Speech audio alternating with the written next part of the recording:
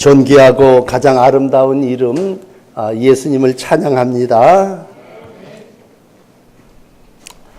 요즘은 힘들다라고 하는 말로 하루를 시작합니다. 더위에 또 힘든 일들도 있고 또 직장 때문에 힘든 분들도 계시고, 그래서 우리 가족 중에도 아침에 눈 뜨면 힘들어, 힘들다 그렇게 문자를 보내는 그러한 아들이 있습니다. 여러분, 정말 힘든 그러한 때를 우리가 지내고 있습니다. 그러면서도 분명한 것은 희망이 있고 소망이 있는 거죠. 이 더위도 지나갈 것이고 이 힘든 일도 어느 때는 끝이 날 것이고, 또 이 고통스러운 것도 이제 찬바람이 불면 다 해결될 거다. 그렇게 우리는 소망 가운데 삶을 살아나가고 있습니다.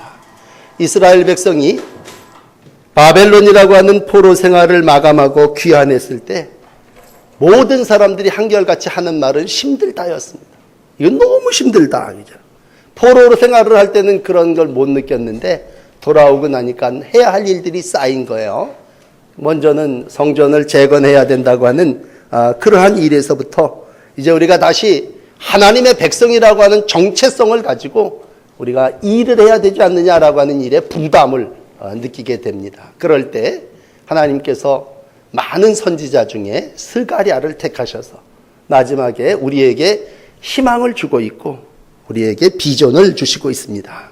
그러므로 여러분, 무더위 가운데 스가랴를 읽게 하신 하나님의 뜻, 그건 우리에게 희망이요 소망입니다. 많은 정치 지도자들도 있고 또 예언자들도 있고 또 백성들도 있지만 하나님은 유독 스가랴를 세우시고 그 스가랴에게 8가지 환상을 보여주셨습니다. 그래서 우리가 이제 쭉 하루에 한 장, 2장씩 환상을 읽어오는데 오늘 읽으신 게 4번째 환상입니다. 그래서 첫 번째 환상은 백성을 불쌍히 여기셔서 무너졌던 집을 다시 세우겠다고 하는 걸 보여주신 거죠. 그리고 그동안 너희를 괴롭혔던 이방의 나라들의 그 교만한 뿔을 내가 꺾어버리겠다, 그렇게 말씀하셨죠. 그리고 우리가 금요일 날 기도회 때 읽은 말씀에서는 뭐예요? 하나님이 불성곽이 되어서 아무도 너희를 해치지 못하도록 보호하고 어미해 주시겠다고 하는 환상을 보여주셨습니다. 오늘 이제 4번째 환상은 다시 한번 내용을 바뀌어서, 환상이니까 무슨 스크린에 이렇게 영상이 비치는 것처럼 법정에 서 있는 여호수아를 보여주시고 있습니다.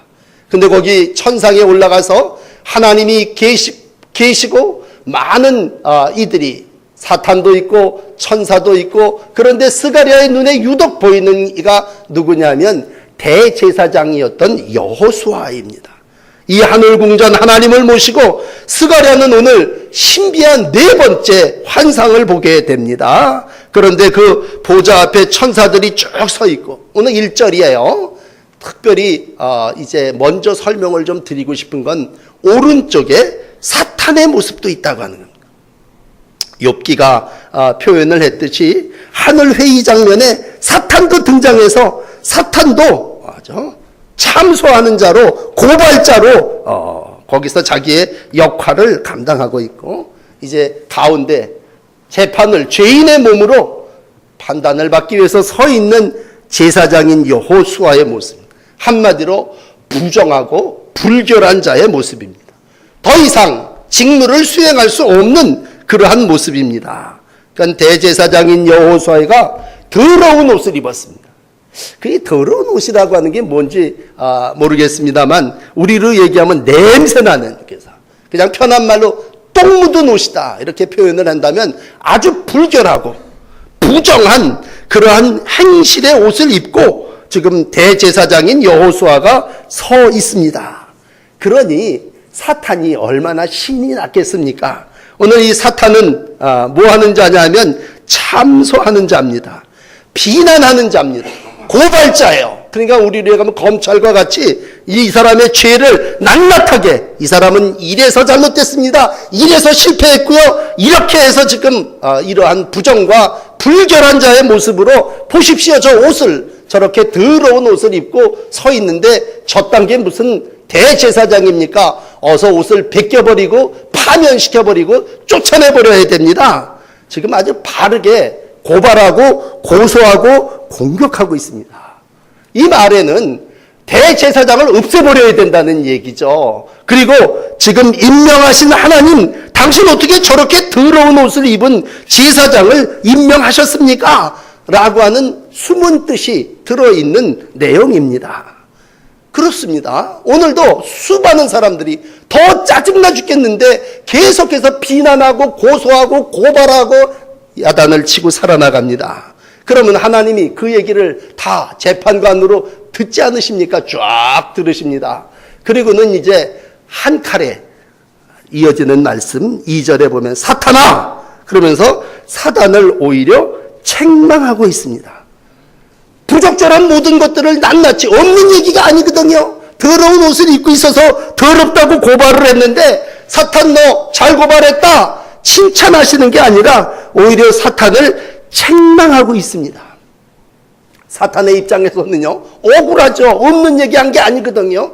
분명히 저 대제사장인 여호수아가 더러운 옷을 입고 있습니다. 부정하고 똥 묻고 정말 하야할 짓을 하지 못한 그러한 일이라면 상과 벌이 분명하신 하나님이 저를 벌 주셔야 마땅합니다 라고 하는 것이 사단의 논리입니다. 근데 안타까운 건 우리가 이 사탄의 괴계를 잘 압니다만 사탄은 늘 벌, 상 이것만 알지 사탄에게 있어서 모르는 한 가지는 뭐냐면 사랑입니다. 사랑. 여러분 사탄은 사랑을 몰라요. 그러나 분명한 건 하나님은 인과 응보의 하나님이시기도 하지만 그 하나님은 반드시 상과 벌로 끝내는 분이 아니시고 하나님은 사랑이십니다.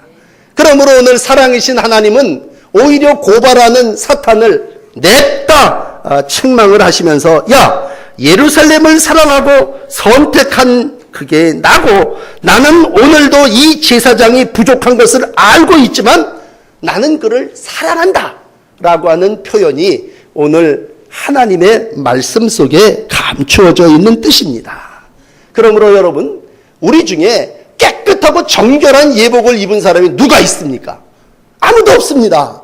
그렇다면 우리가 서로 죄를 지적질하자고 하면 우리가 죄인 아닌 사람이 어디 있겠습니까?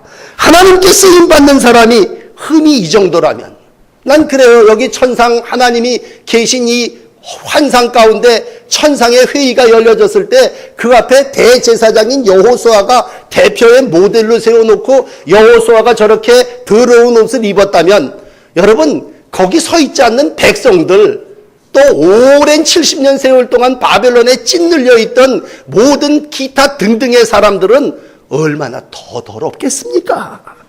그렇지 않습니까? 위대한 하나님의 인물 가운데 죄가 이렇게 많은데 다른 사람들은 하물며 얼마나 죄가 많겠냐는 얘기예요. 그렇다면 우리가 죄를 지적하고 참소하고 고발해서 다 벗겨내면 누가 남겠습니까? 누가? 더군다나 하나님 오늘 마음은요. 내가 세운 대제사장인데 대제사장이 없으면 여러분 누가 제사 드리고 누가 하나님께 기도하고 누가 하나님의 뜻을 전달하겠습니까? 여러분 만약 이런 생각을 해보십시다. 이스라엘의 대제사장인 여호수아가 저렇게 더러운 옷을 입었으니 저거 없애버려야 되겠다. 그리고 없애버렸다면 이스라엘 백성 그들에게는 하나님의 말을 전해줄 사람도 없는 거고 백성의 삶을 하나님 앞에 날라다가 제사로 드릴 사람도 없는 거고 결국은 뭐야? 이스라엘에게는 미래도 없고 희망도 없다고 하는 얘기예요. 그러므로 오늘 하나님께서 천상의 어전에서 입을 열어 재판을 마감하시되 죄인인 여호수아를 책망하는 게 아니라 그를 고발한 사탄을 책망하셨음을 이 아침 여러분 기억하시기를 바랍니다. 이건요 영적으로 우리가 뭐 이 세상에 무슨 누구를 비유해서 하는 얘기가 아니라 영적으로 하나님은 여호수아도 택하셨지만 이스라엘 백성도 택하셨습니다. 그러므로 여호수아를 통해서 대제사장으로서의 삶을 보존해 주시고 그를 다시 사탄은 옷을 벗겨서 파직시켜버리고자 하지만 하나님은 그 더러운 옷을 벗기긴 벗기죠. 천사를 통해서 야, 저 더러운 옷을 벗겨라. 그렇지만 하나님은 뭐예요? 새로운 옷으로 갈아입혀 주시는 거죠. 그러므로 이 차이를 아셔야 돼요. 사탄은 공격합니다. 죄를 지적합니다. 거듭 서두에도 말씀드린 것처럼 없는 얘기를 하는 게 아니에요. 여러분, 처음 에덴 동산에서 뱀이 인간에게 유혹이 다가올 때 없는 얘기를 한 게 아니에요. 하나님의 교회를 공격하고 제사장을 무너뜨리려고 하는 사단의 역할에 자기는 자기의 일에 충실한 거예요. 그런데 오늘 스가랴가 그 눈을 뜨고 그러한 천상에서 벌어지는 환상을 바라볼 때에 참 중요한 건 사단이 행한 일을 보고 배우고 따르는 게 아니라 우리는 하나님의 백성으로서 하나님께서 이 모든 일들을 어떻게 판결하시고 처리하시느냐라고 하는 것입니다. 여러분, 여호수아는 백성의 대표라고 얘기했을 때 대표인 여호수아를 무너뜨린다고 하는 건 다시 한번 온 이스라엘 백성을 죄와 악 가운데 덮어버리려고 하는 것입니다. 증거도 있어요. 옷이 저렇게 더러운 걸 보니까 저건 분명히 어디 가서 부정한 짓을 한 것이고 불결한 자입니다. 그러므로 요즘 표현을 하면 파면, 면직. 그래서 옷 벗긴다고 하는 건 저 사람은 이 땅에서 존재하지도 못하게 하고 저 집에서 살게 하지도 말아야 됩니다. 그렇게 표현하는 거 맞는 얘기예요. 그런데 중요한 건 그가 없다면, 그를 없애버린다면 하나님의 백성들은 어디 가서 무엇을 어떻게 하느냐라는 얘기입니다. 그러므로 하나님은 참 묘하게 오른쪽에 사탄을 두셨어요.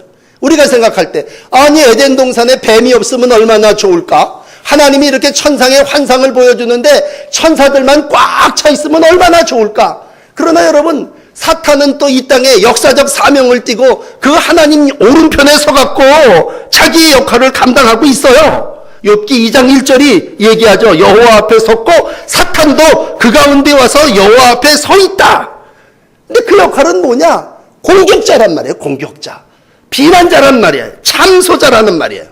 그래서 야고보서 3장 내 13절에 그런 얘기예요. 시기와 다툼은 세상의 악한 것으로부터 온다고 할 때 시기와 다툼을 조장조송하는 그러한 사탄이 오늘도 우리 가운데 존재한다는 것이고 오늘도 사탄은 멸하고 존재한다면 오늘 그 사이에 하나님은 천사를 보내시고 천사들로 하여금 저러한 사탄은 입을 막게 해라. 그리고 야 천사야 너는 저 더러운 옷을 그대로 서 입고 서 있는 저 여호수아의 옷을 벗겨버려라. 그리고 새로운 옷을 갖다 입혀라. 그랬더니 스가랴가 거기서 이렇게 보고 있다가 한 수 거두는 것 같아요. 저 머리에 감은 저러한 그 관에 좀 새 관도 머리 수건이죠. 수건. 저 사람에게 다시 한번 수건도 관도 씌워주심이 어떠합니까? 그랬을 때 새로운 옷을 입혀주시고 그 머리에 관을 씌워주심으로 여호수아를 새로운 하나님의 제사장으로 삼아 주십니다. 하나님의 판결은 오늘 그를 끌어내려서 옷을 벗기고 저 어둠으로 내쫓아 버리시는 게 아니라 그럼에도 불구하고 하나님은 오늘 사랑으로 그를 다시 새 사람 되게 하시고 하나님의 일을 감당하는 아름다운 옷을 입혀 주십니다. 이건 재판장이신 하나님의 판결이에요. 그러면 여러분, 우리가 다 여호수아라 그럽시다. 참 죄가 많고 더러운 옷을 입은 채로 하나님 앞에 얼굴을 들지 못하고 섰습니다. 근데 하나님이 오늘 우리의 죄를 다 아시죠? 그럼에도 불구하고 내가 너를 옷 갈아입혀서 다시 관을 씌워서 내가 내게 다시 사명을 주신다고 할 때 오늘 이제 두 번째 말씀드리니까 뭐야? 은총입니다. 은총. 여러분 오늘도 하나님의 은혜가 여러분과 함께 하시기를 축복합니다. 은혜 받는 비결은 뭡니까? 그랬을 때 죄인의 모습으로 하나님 앞에 서는 거예요. 수많은 사람들이 비난하고 고소하는 그대로 그걸 다 받으면서 하나님이 판결하기를 기다리시는 거예요. 하나님이 정말 사탄처럼 너 그런 자냐? 판결해버리면 우리 어두운 가운데 죽어갈 수밖에 없어요. 옷을 벗기면 박탈당할 수밖에 없어요. 그렇지만 오늘도 하나님은 천사를 통해서 사단이 옷 벗기라고 하는 말처럼 똑같이 옷을 벗기지만 죄를 다 제거해내고 새로운 깨끗한 옷을 입혀주시는 줄을 믿습니다. 이건 뭐예요? 은총입니다. 은총. 은혜로다. 그래서 스가랴를 읽어보면요, 은총이로다, 그런 얘기입니다. 내가 지위가 박탈되어 마땅한 죄인인데 하나님이 그저 나의 죄만을 제거하고 다시 나에게 사역을 맡겨주셨다면 그건 하나님의 은혜인 줄을 믿습니다. 오늘도 사람들은 나를 끌어내리려고 그래요. 그리고 사단이 자기가 들어서려고 그래요. 그렇지만 하나님은 오늘도 죄 많은 우리들이지만 다시 우리의 옷을 갈아입혀 주시는 분이심을 믿습니다. 여러분, 그러므로 우리 가운데 날 때부터 의로운 사람이 어디 있습니까? 의롭기 때문에 하나님의 일을 하는 게 아니라 하나님이 택하셔서 새 옷 입혀주시고 관을 씌워주시고 임무를 맡겨주시니까 우리는 하나님의 일을 하는 줄을 믿습니다. 오늘도 예배에 나와서 더러워진 옷을 그대로 입고 하나님 앞에 여호수아처럼 섰습니다. 그랬을 때 하나님은 진심으로 통회하는 자의 더러운 옷을 벗기시고 머리에 아름다운 관을 씌워주시고 구원받은 백성으로서 의의 자녀로서 옷 입고 예수의 옷 입고 하나님의 백성으로 찬송하게 하시고 영광을 돌리게 하시는 줄을 믿습니다. 그러므로 오늘 4절 말씀을 보십시다. 보아라, 내가 내 죄를 없애준다. 이제 너는 거룩한 예복을 입고 하나님의 일을 새롭게 감당해야 되지 않겠느냐라고 하는 말씀입니다. 여러분, 날이 더워서요, 하루에도 몇 번씩 씻어야 되고 하루에도 몇 번씩 옷을 갈아입어야 돼요. 이게 우리의 솔직한 삶의 모습입니다. 영적으로도 똑같습니다. 더러운 옷을 입고 어떻게 제 대제사장의 사명을 감당합니까? 하나님이 새 일을, 비전을, 소망을 주시려면 하나님은 오늘 우리의 모든 더러운 옷을 벗기시고 우리로 새 옷을 입혀 너는 이제 새 사명, 새 나라에 가서 새 일꾼으로 새로운 꿈을 백성들에게 선포해라.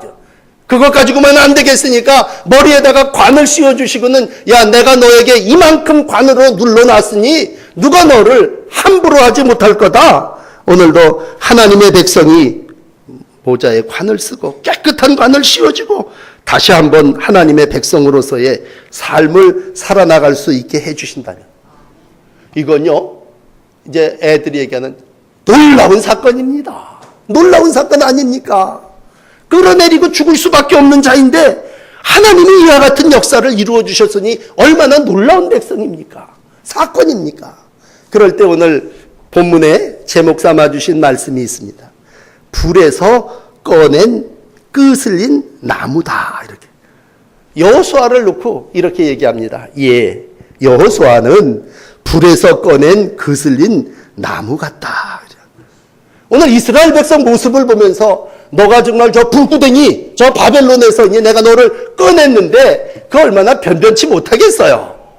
오랫동안 70년 한 세기를 그냥 그 강대국에 찐들리고 살았다면 그 몸이니 영이니 육이니 모든 부분이 현찮겠죠. 불에서 꺼낸 끄슬린 나무라고 얘기할 때 이건 뭐예요? 쓸모없다는 얘기죠. 하나님이 볼 때 여호수아는 불에서 꺼낸 끄슬린 나무 같아요. 여호수아가 그렇습니다. 여호수아 개인적으로도 그래요. 할아버지도 다 바벨론으로 끌려가서 처형당했습니다. 그 아버지도 바벨론에서 끌려가서 어려움 당했고 이 여호수아 자신도 바벨론에서 출생했어요. 그리고 예루살렘에 돌아왔지만 뭐 아무런 것도 가지고 정말 불구덩이에서 꺼내낸 나무토와 같이 만신창이가 된 존재가 여호수아고, 아모스도 4장 11절에 이스라엘을 불붙는 가운데서 빼낸 나무 조각이라고 표현했다면 똑같은 스가랴도 보니까 나무 토막 같고 하나님도 너 불에서 끄슬린 나무 토막 같은 존재다. 그렇게 말씀하고 있습니다. 여러분, 다시 오늘 더우니까 긴 본문을 여러분들에게 말씀드리기보다 한 얘기를 더 한다면요. 여러분, 우리가 나를 생각할 때 여호수아를 하나님이 그렇게 표현했지만 야, 이 목사야, 너 불에서 꺼낸 타다 남은 장작 나무 조각 같은 존재다. 그런 얘기죠. 이건 저뿐만이 아니라 우리 감리교를 창실한 요한 웨슬리 목사님도요. 아버지가 성공회 목사님이셨는데 사제간에 어릴 때 불이 났지 않습니까? 그냥 2층 나무 집이 무너져 버릴 때 어떤 사람이 정말 감사하게도 뛰어들어가서 그 불구덩이 가운데서 애기였던 이 존 웨슬리를 안고 나왔어요. 그리고 그 집이 무너져 버렸어요. 불타 버렸어요. 그래서 웨슬리 일기 가운데 웨슬리는 자기를 이렇게 표현해요. 불에서 꺼낸 받은 끄슬린 나무 토막이다. 이 얘기를 똑같이 반복합니다만 우리가 정말 불구덩이에서 꺼낸 나무 토막과 같은 존재라고 얘기할 때, 야, 그때 안 꺼내놨다면 나 재가 돼버린 거죠. 하나님 그때 나 건져주시지 않았다면 나 재가 돼서 없어질 자인데, 그래도 나무 토막 같지만 그래도 건져내서 마른 장작이지만 그래도 하나님이 이렇게 쓰고 있는 걸 보면 똑같은 말이에요. 뭡니까? 은총이죠. 은총이죠. 은총이로다, 은총이로다. 마른 막대기 같은 나를, 웨슬리 목사님을, 오늘 스바냐가 눈을 뜨고 바라보는 여호수아를 하나님이 그래도 쓰신다면, 한바탕은 제가 될 뻔했는데 한바탕은 다 없어져 싹 쓰러져서 버림받아 저 강물에 떠나가 버리고 말 그런 존재였는데, 나무 조막과 같지만 그래도 이렇게 형체는 남겨놨다면, 제가 되지 않았다면 그래도 하나님이 오늘도 나를 사랑하시는구나라는 거죠. 얼마나 감사합니다. 여러분, 다른 걸 생각하고 고소, 고발, 비난하는 사단의 역할을 내게 하나님이 역사적으로 주신 게 아니라, 오늘도 하나님은 여호수아를 부르시고 스바냐에게 보여주시고 하나님이 판결하시는 건 뭡니까? 마른 나무 조각과 같은 인생들이지만 하나님은 오늘도 그 인생을 통해서 새로운 소망과 미래를 열어 가시는 줄을 믿습니다. 마지막 오늘 결론은 이 7절에 이런 얘기가 있어요. 제사장을 다시 세우면서 여호수아에게, 야, 내가 너를 다시 세운다. 옷도 입혀주고 관도 씌워주겠다. 그런데 이제 너 분명히 하나 조건이 있다. 이제. 항상 그래요. 조건부 통과하죠. 조건부 통과. 네가 하나님의 선지자, 하나님의 제사장으로서의 삶을 감당하려거든 너 조건이 있다. 이거 꼭 해야 된다. 여러분 이거 기억하셔야 돼요. 제사장으로서 여호수아를 축복하시고 관도 씌워주고 옷도 입혀줬으면 전에처럼 또 더럽히고 또 그렇게 폼 잡고 살아야 되느냐? 아니죠. 충실하게 직무를 행하면 네가 영구한 제사장의 특권을 이룰 수 있는데, 그건 네가 만일 조건이에요. 내 도를 행하며 내 규례를 지켜야 된다. 이제는 네가 은혜로 사니까, 은총을 입은 자니까 넌 이제 내 도를 행해야 되고 내 규례를 지켜야 된다. 이게 조건이 조건. 오늘 나에게 하나님이 이 말씀을 주신다면, 내가 너를 목사로 세워놨으니 너는 이제 내 도를 말하는 자로 끝나는 게 아니라 네가 행해야 되고 네가 규례를 지켜야 된다는 얘기입니다. 그러니까 그 전에 제사장은요, 좀 표현이 어떨지 모르지만 그 전에 제사장의 역할은 뭐예요? 율법을, 토라를 가르치는 게 이제 제사장이 이렇게 살아라. 그리고 가르치는. 또 백성들이 제물을 가져오면 그걸 갖다가 놓고 제사를 이렇게 드리면 되는 겁니다. 자기는 개차반이 되고 막 그냥 살아도 아무 상관이 없고 그냥 입으로 가르치고 오면 그 제물을 대신 속제물로 드리고 하나님 앞에 제사를 드리는 그러한 역할을 했다면, 이제 너 그 더러운 옷은 다 벗어버리고 새 옷을 입고 네가 할 일은 행하고 지키는 자의 삶이란 말이야. 행하고 지키는 자의 삶. 그래서 넌 대제사장이라고 해서 말로만 대제사장이라고 그러고 옷만 입고 걸음걸이만 늘어터지게 천천히 걸어가면서 수염이나 만지는 그러한 할아버지가 아니라, 이제 너는 뭐예요? 내 도를 행해야 되고 내 규례를 지켜야 된다는 얘기입니다. 여러분, 은혜로 하나님의 백성이 되고 목사가 되고 장로가 되고 권사가 되고 집사가 되었다면, 이제는 우리가 이 은혜를 뭘로 보답해야 됩니까? 나 앞으로 어떻게 살아야 됩니까? 그럴 때 하나님께서 넌 내 도를 행해야 된다. 내 규례를 지켜야 된다. 그럴 때 네가 계속해서 제사장의 일을 감당하게 될 것이고, 7절 맨 아랫부분 보면 집을 다스릴 거고 뜰을 지킬 것이고 여기 섬기는 사람들 사이를 자유롭게 출입할 수 있을 거다. 이제 네 역할이 뭐냐? 네 역할이 말만 하는 자가 아니라 행하는 자란 말이야. 행하는 자. 도를 준행하고 율례를 지키는 조건이 붙었다는 얘기입니다. 그러므로 여러분, 우리가 마지막 때를 살아나가며 하나님께서 나를 제사장으로, 우리 여러분들을 다 만인 제사장으로 삼으시면서 우리에게 원하시는 게 뭘까? 여러분, 우리 성경 너무 많이 알아요. 그렇지 않습니까? 뭘 성경은 모르는 교인이 어디 있습니까? 중요한 건 뭐야? 하나를 알더라도 그걸 행하고 그 말씀대로 살아가라는 얘기죠. 하나님의 길을 걸어가는 성도 여러분들이 되시기를 축복합니다. 여러분, 신앙이라고 하는 건 뭐예요? 신앙생활입니다. 신앙은 성경을 아는 게, 성경 공부를 하는 게 신앙이 아니라 신앙은 하나님의 말씀을 내 삶 속에 사는 겁니다. 사는 것. 그러면 하나님이 저와 여러분을 지켜주실 줄을 믿습니다. 하나님은 오늘도 나름 마른 막대기 같은 나지만 내가 하나님의 뜻대로 행하고 하나님의 율법대로 살면 나를 통해서 그 마른 막대기에 싹이 나게 하고 순이 나게 하고 큰 나무가 되게 하시는 줄을 믿습니다. 그러므로 오늘 여호수아를 다시 세우면서 여호수아야, 너는 불에서 끄슬린 나무 같은 자지만 내가 지킨 이 말을, 이 삶을 네가 산다면 네 그 나무 토막에 순이 날 것이고 싹이 날 것이고 그게 큰 나무가 될 것이고 다윗의 후손을 이룰 것이고 하나님의 영광이 될 것임을 말씀해 주시고 있습니다. 여러분, 이런 꿈을 꾸십시다.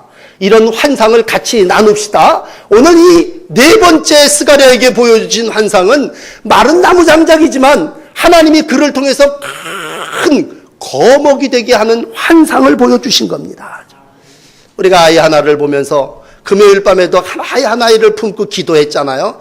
기도하면서 아유, 이 모자란 이 녀석이 사람값 할까 합니다.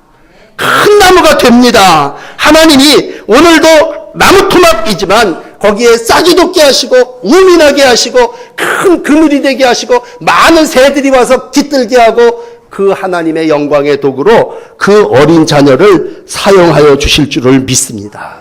그러므로 오늘 이 말씀의 맨 끝에 이 얼절은요, 마감이에요, 마감.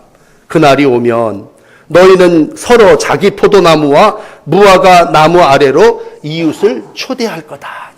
다 모이게 될 거란 말이에요. 이 마른 장작이 무화과 나무가 되고 포도나무가 되고 많은 이웃들이 그 안에 초대되어 올 거란 말이에요. 초대돼서 올 거란 말이에요. 사람값 못할 것 같지만 벗겨버려서 쫓아내버리면 끝날 것 같지만 다시 씻겨서 옷 입히고 관 씌우고 그리고 행하게 했더니 그 나무로 모든 사람들이 모여들 거란 말이에요. 참 우리가 소망하는 나라는 어떤 나무입니까? 보잘것없는 우리 한국 같은 나라가, 정말 보잘것없는 배움이 없는 우리 어머니가 하나님의 영광 은혜를 힘입었더니 은총 입은 자가 돼서 그 어미를 통해서 우리 땅을 통해서 하나님은 오늘도 열방과 세계 속에 큰 나무가 되게 하시고 많은 사람들이 그 안에 깃들며 초대받아서 은총을 누리게 될 줄을 믿습니다. 여러분들이 그와 같은 비전, 그와 같은 스가랴의 환상을 보며 살아나가시는 귀한 날들이 될 줄을 믿습니다. 오늘은 더우니까 시를 하나 소개해드리고 마감을 할게요. 신경님이라고 하는 이가 나무를 길러본 사람만이 안다 라고 하는 시를 하나 남겼어요. 제가 읽어드리겠습니다. 나무를 길러본 사람만이 안다.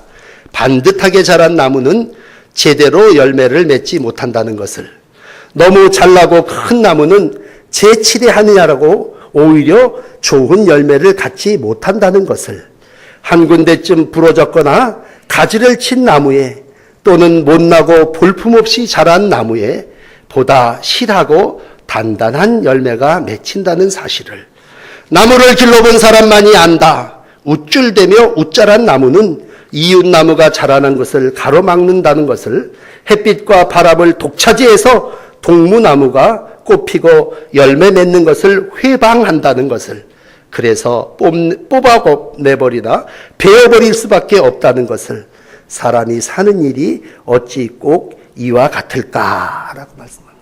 여러분, 힘드십니다. 힘들지만 그 힘든 과정을 이기고 또 한 매디를 더 올라가면 오늘도 인생 속에 좋은 열매를 맺게 될 줄을 믿습니다. 무더운 삼복을 지내시면서 마음에 상상하시기를 이 더위가 지나면 곡식이 있고 고개를 숙이며 여름이라는 말은 열매라는 말 아닙니까? 이 뜨거운 여름이 지나면 또 하나의 귀한 열매가 맺혀질 것이라고 하는 소망을 가지시면서 오늘도 주의 나무 아래 친밀한 교제를 나누시고 환상을 보면서 믿음의 아름다운 삶을 한 주간도 승리하시는 복된 나무들이 되시기를 축복합니다. 기도하십시오.